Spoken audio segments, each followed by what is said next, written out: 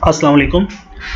आज हम cash and carries के अंदर या रेस्टोरेंट्स के अंदर शिफ्ट क्लोजिंग का एक प्रोसीजर परफॉर्म होता है। हम उसके बारे में डिस्कस करते हैं। जब कैशियर सिस्टम में लॉगिन करता है तो जब वो पॉइंट ऑफ सेल पे जाता है तो वो अपनी आईडी लगाता है।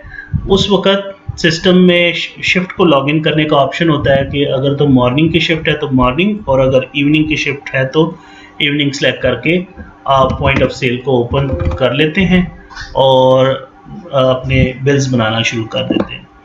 अब होता यूँ है कि जब एक कैशियर काम कर रहा होता है और उसने चार्ज दूसरे कैशियर को देना होता है, मतलब मॉर्निंग की शिफ्ट ख़त्म हो रही है और इवनिंग वाले को अब आपने शिफ्ट को ट्रांसफ़र करना है, तो मॉर्निंग वाला जो बंदा है वो अपनी शिफ्ट को क्लोज़ कर लेता है।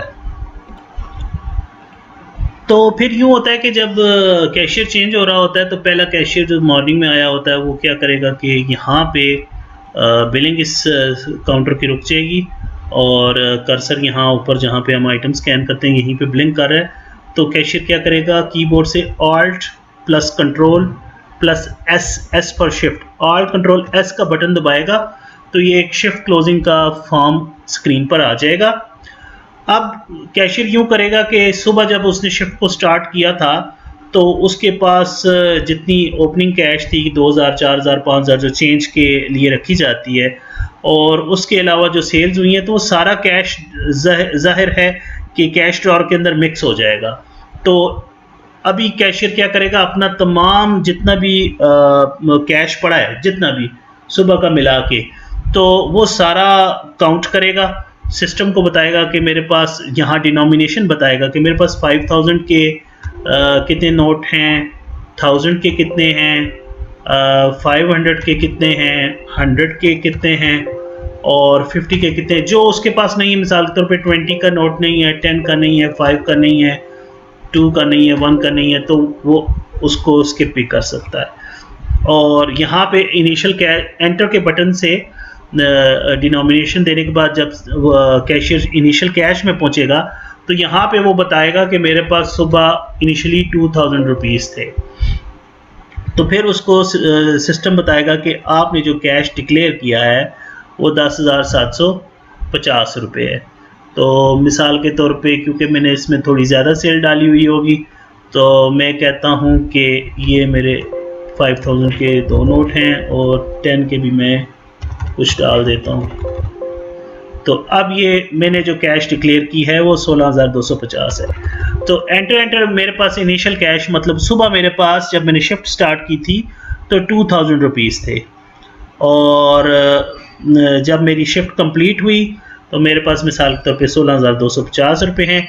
एंटर का बटन दबाते हुए हम कैश डिक्लेयर तक पहुँचेंगे और यहाँ आके सिस्टम एंटर पे रुक जाएगा, कोई की काम नहीं कर रही होगी। तो आपने आखिर में अपनी कैलकुलेशंस देख के तो आखिर में आप टैब का बटन दबाएंगे तो सिस्टम पूछेगा आपसे कि आपने जो 16,250 रुपये डाले ये ठीक हैं, आप यस करेंगे। टैब का बटन दबाना है। टैब का बटन दबाने के बाद ये इन्फॉर्मेशन सेव हो जाएगी और इस तरीके से आपकी स्क्रीन के ऊपर एक प्रिंट आ जाएगा कि आपने इनिशियल कैश 2000 डाली, कैश सेल आपकी 17,065 रुपये हुई थी, आपके पैसे बन गए थे 19,065 रुपये, मतलब 17,065 रुपये की सेल है, 2000 सुबह थे आपके पास, तो आपके कैश ड्रॉअर में होने चाहिए थे 19,065। आपने जो डिक्लेयर किया है वो 16,250 रुपये हैं, तो आपका कैश डिफरेंस आ गया 2815 रुपये। ये नीचे डिनोमिनेशंस आ रही हैं कि कौन से नोट आपने कितने कितने डिक्लेयर किए हैं। उसके बाद आप इसको बंद करके तो दीगर प्रिंट्स भी ले सकते हैं। मोर डिटेल में जाके आइटम वाइज अगर आपने कोई प्रिंट निकालना है या कोई दीगर प्रिंट्स निकालने हैं तो वो प्रिंट भी अवेलेबल हैं। यहाँ से प्रिंट का बटन प्रेस होगा और प्रिंट निकल आएगा, और जब आप इस फॉर्म को क्लोज़ करेंगे तो सॉफ्टवेयर बंद हो जाएगा और नेक्स्ट कैशियर अपनी शिफ्ट को स्टार्ट कर देगा।